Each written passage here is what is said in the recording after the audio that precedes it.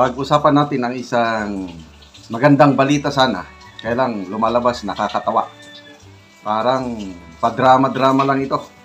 Okay, tungkol ito sa yung na-cite in contempt sa Senado, si Special Envoy Marcos Lacanilaw. So, nung third hearing, kinulong na, mamaya pinalabas ni Senate President Escudero. Dahil makipag-attend daw sa libing ng kanyang lolo. Tapos, binigyan ng paliwanag. So, ito, may desisyon na ang Senado, Senate President, ikulong. Kaya lang, ang pagkakulong, 2 days lang. Imbes na good news na sana, dahil at least may makukulong na. Ay, hustisya na yung nangyari kay PRRD.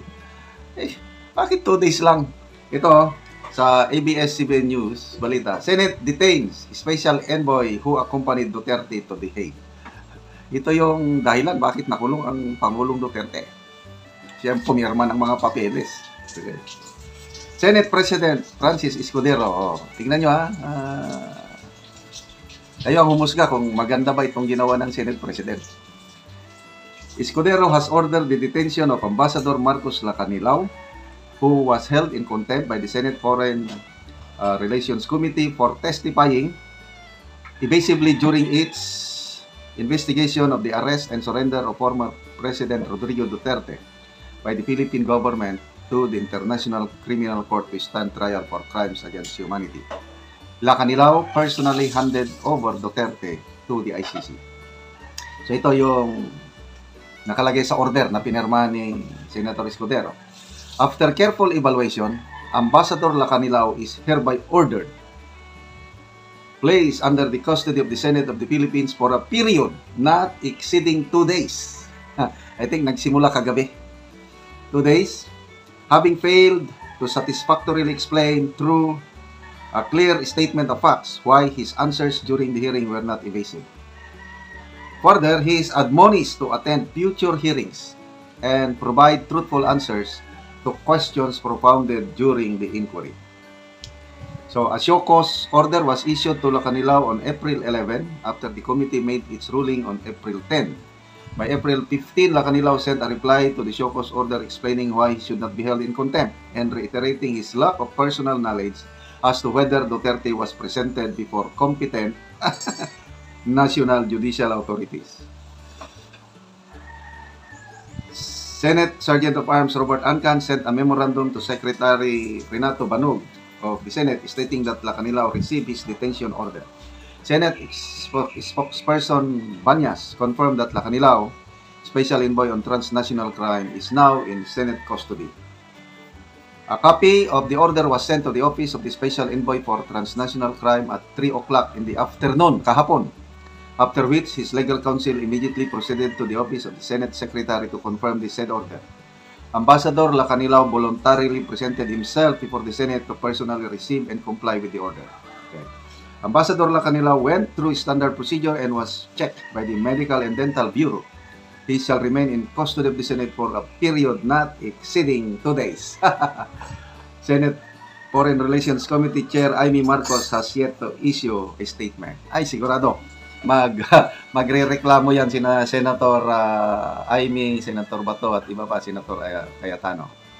So, ano naman ang masasabi nyo mga kaibigan? To me, maganda na sana. Kailan, binigyan 2 days lang. Doon na, nakakadismaya. Bakit 2 days lang?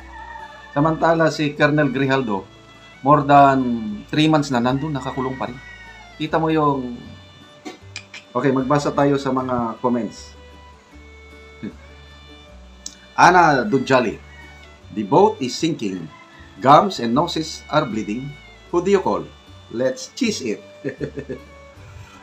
Glenda Paho, what a change of heart. Baby Aisa, playing safe. Chiswis. Ito na, playing safe. Parang pagbigyan, kaya lang, wala na, hindi mo na maluluko ang taong bayan ngayon. Kung wala sanang 2 days, bibilib na ako kay Senator Escudero. Sasaluduhan ko siya, talagang pupurihin ko. Talagang patas siya. Yung pagbigay niya ng show cause order, yung nagpaliwanag, okay lang yun. Ngayon, kulang yung paliwanag, kinulong. Sana, ikinulong mo ng diretso hanggang very questionable para sa akin na opinion ko lang ito. Bakit 2 days lang? Reyna Clue, trust and approval ratings maybe. Para bang na-pressure sila dahil pabulusok na ang trust and approval rating ng Pangulo eh. Ito nga, Vined Oner Bumol. Cheese changed his mind after Marcos trust and approval rating is down. Okay na ba? Political news. Picture please as proof. Yan. Dapat magpalabas sana sila na baka mamaya nandun lang. Anyway, speculation lang ito. Maganda sana kung may picture. Marivic RB, don't forget Grijaldo, who's still detained. Yan. More than 3 months na. Janice Bacani Karandang, for formality and drama. Yan ang sinasabi ko. Marjorie Agapay, sacrificial lamb. Another tactics. Vote wisely. Merita Ruth, cheese is getting more pungent. Strong taste kong as ginamos pa, maus na. Wait and see.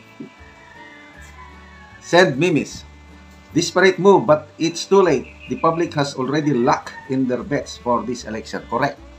Nakadecide ng mga tao sinong iboboto nila. Ayang padrama effect na yan, wala na yan. So, sayang. But let's face it, that's reality. There are powers that be. Basta kawawa si Carmel Grijaldo. Okay, salamat mga kaibigan sa inyong pagsubaybay sa ating channel. Nakakatulong kayo ng malaki sa Tribong Talandig ng Bukidnon. Ang sweldo natin sa channel na ito is namimigay tayo ng yero at pako sa tribo para ma-repair ang sira-sira nilang bahay. Panoorin nyo ang video na ito. Tapos ni katong lansang nga ipanghatag sa gabalay. O amo ni karong timbang-timbangon ihatag sa mga tao nga magbalay. So walo ni tanan ka karton.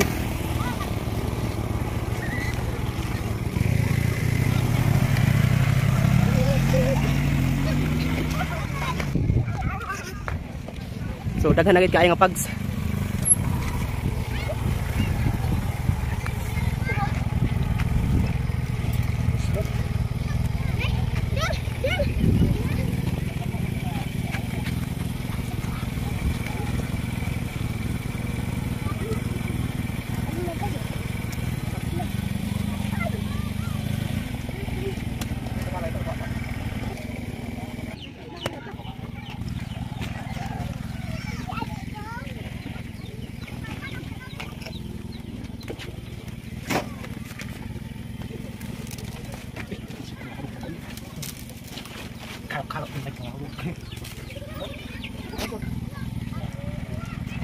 So, divide doon dayon ni sa magbalay, muning timbangon para ang tanan nga magbalay matagaan aning lansang.